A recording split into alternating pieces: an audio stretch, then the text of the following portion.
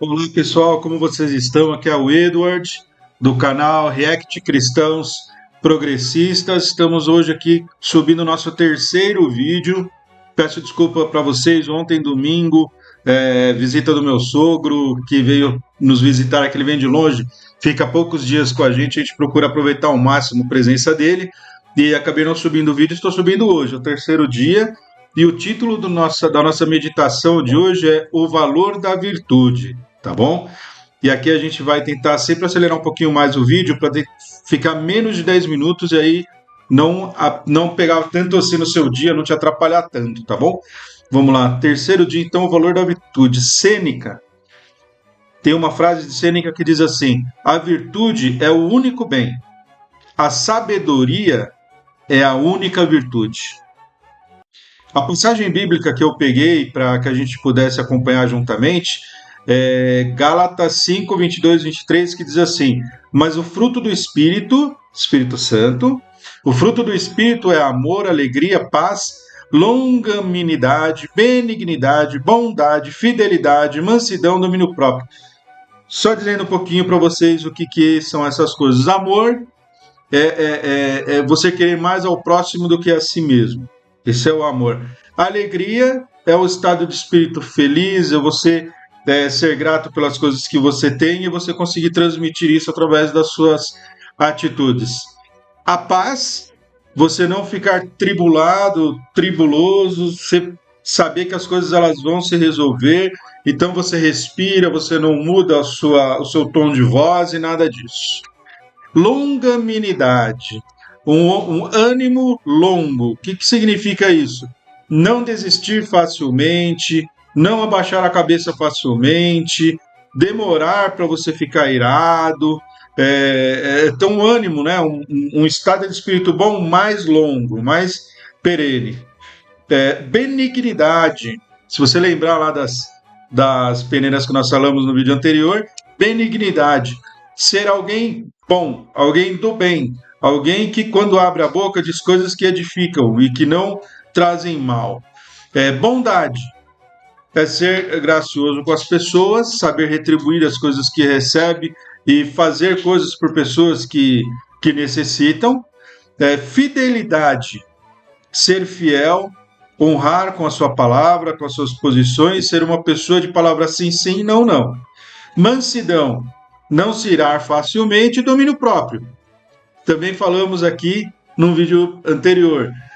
Você conseguir ter o domínio das suas atitudes. Vai responder alguma coisa? Pensa, reflete, faz a peneirinha. É verdade, o que eu estou falando vai fazer bem? E qual que é a motivação? Cara, passou por isso daqui, é o domínio próprio, dificilmente você vai errar, né? A explicação aqui no curso, ela diz assim: Sêneca, ele mesmo dizia, lembrando que essa linguagem, esse é um material que eu escrevi para adolescentes, então é uma linguagem que eu procuro colocar uma outra gíria, uma outra situação de adequação para não ser uma leitura pesada para essa galera, tá bom? Então vamos lá. Sêneca, ele mesmo dizia, a virtude, assim, é o único bem de verdade.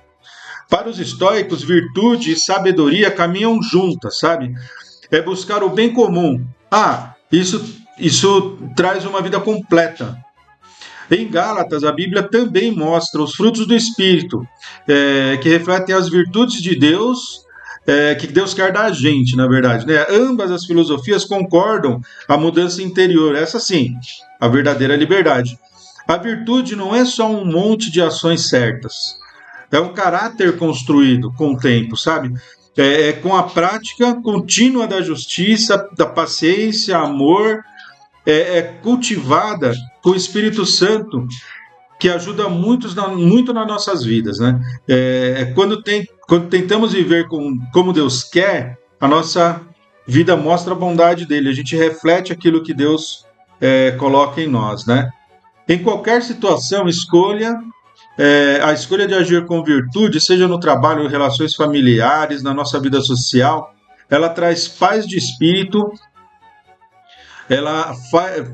Se você está tentando agir com raiva ou egoísmo, lembre-se de que ao agir com paciência e bondade, você reflete a presença de Deus e cresce como pessoa.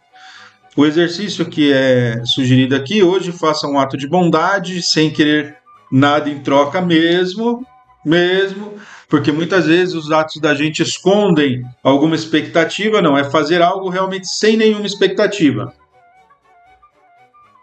Pode ser um elogio honesto a alguém, ou ajudar um estranho ao cair da noite, conte como essa ação fez você se sentir e como ela espelha as qualidades do Espírito Santo, gente. Aqui eu vou falar um pouquinho mais com a gente sobre esse tema, porque esse tema aqui é um tema muito, muito bacana, assim, é um tema muito importante, tá bom?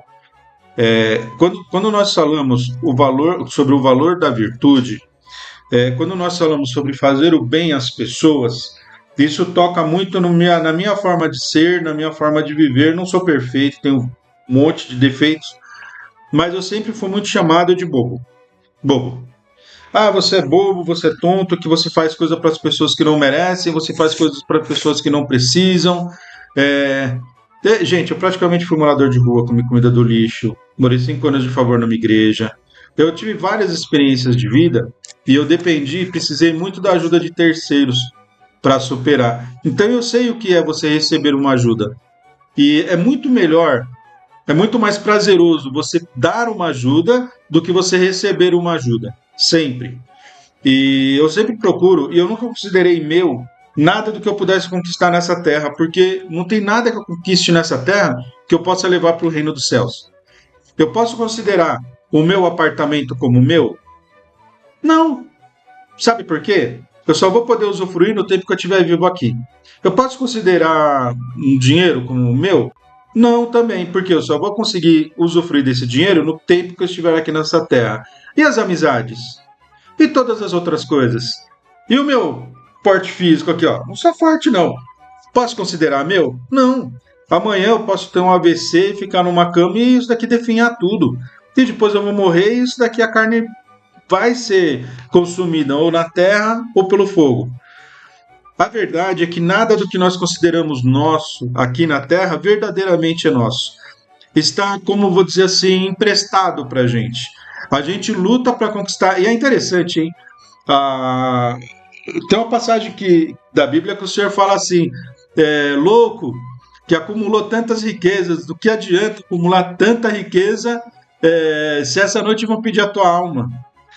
Não é? Então, assim, as pessoas elas vivem em função de recursos, de dinheiro, de conquistar coisas materiais, mas não. A felicidade ela não está presa nessas coisas. Ah, mas Edward, é ruim ter uma casa própria? Não. É um direito seu. Como progressista, eu digo para você, é um direito seu. Você tem direito a moradia, trabalho, alimentação, saúde, direitos constitucionais. E aí eu vou tocar nesse tema aqui e vão dizer assim para mim: ah, Edward, quando você estava falando de ajudar as pessoas, você estava falando como um cristão, agora você está falando como um comunista? É. Pois é. Pois é. No seu pensamento pode ser que sim. Mas quando você lê Atos dos Apóstolos e você vê como que funcionava a igreja dos novos convertidos, você vai ver que todas as coisas eram distribuídas, não faltava para ninguém, todo mundo tinha o suficiente segundo a sua necessidade, cada um contribuía segundo a sua possibilidade e cada um recebia segundo a sua necessidade. Assim deveria ser a nossa sociedade.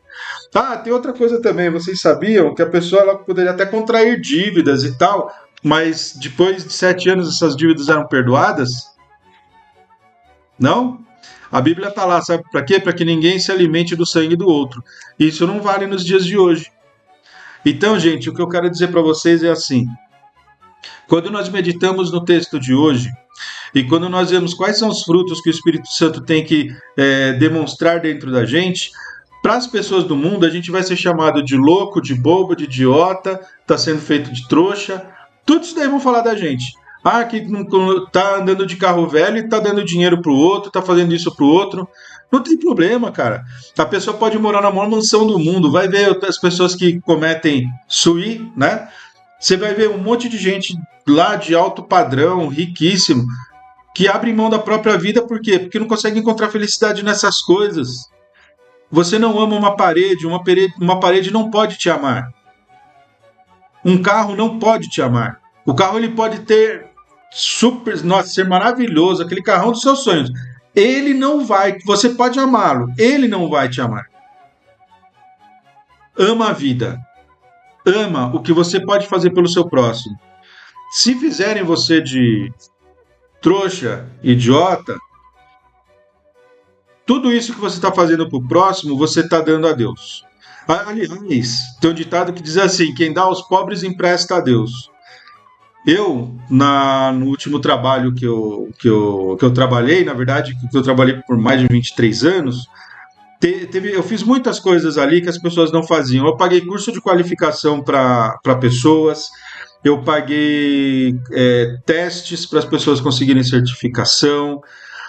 Toda vez que o meu time conseguia alguma coisa que eu achava que era legal, eu conversava com vários diretores, conseguia ingresso de teatro, entrada para cinema, um monte, cansei de fazer um monte de coisas assim. Todas as vezes que havia alguma movimentação de recolher alimentos, de recolher donativos, eu sempre fiz assim: o tanto que a minha equipe conseguia arrecadar, eu coloco o mesmo valor, eu dobro. Isso, muitas vezes eu fazia e não falava para ninguém nem ficava sabendo, pouca gente ficava sabendo disso. Mas eu fiz para mim, me sentia bem. Quer saber? A minha recompensa era o sentimento que eu tinha ali.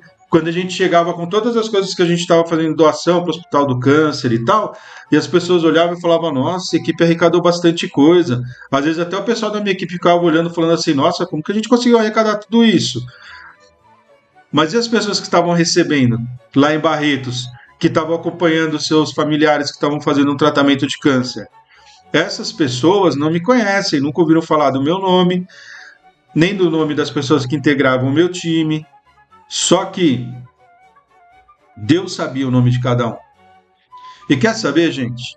Uma crítica que eu recebi, uma vez me chamaram para dizer que eu não deveria fazer isso pelas pessoas, porque pessoas de outras equipes estavam reclamando com os seus gestores respectivos que eu fazia isso e as outras pessoas não faziam. Ou seja, o meio nos impede de sermos quem nós somos. O meio espera que a gente não tenha essa compaixão. O meio espera que nós sejamos iguais a eles. Não, nunca fui igual. Trabalhei a minha vida inteira em banco, nunca fui amante da usura. Trabalhei a minha vida inteira em banco, em recuperação de crédito, jamais tratei nenhum cliente como um devedor. Jamais fiz isso. Sempre tratei com o máximo respeito, sempre tratei com carinho, com educação. Razão pela qual muitos, depois, ainda mantiveram contato comigo e muitos ainda mantêm contato comigo até hoje. E hoje eu vejo essas pessoas deram a volta por cima, elas estão bem, graças a Deus elas estão bem.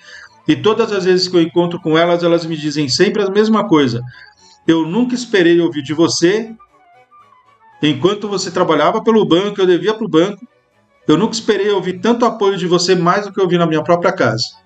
Isso não é mérito meu. Isso é uma prática diária de tentar espelhar na nossa vida o que Jesus faria. Vai fazer alguma coisa? Pergunta antes: Jesus faria isso? Agiria dessa forma? Sentiria isso?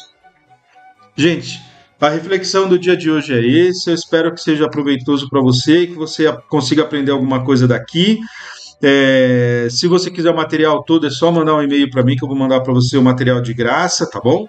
E vamos seguir junto. Um beijo gigante no coração de vocês. Fica com o amor de Jesus e até o próximo vídeo.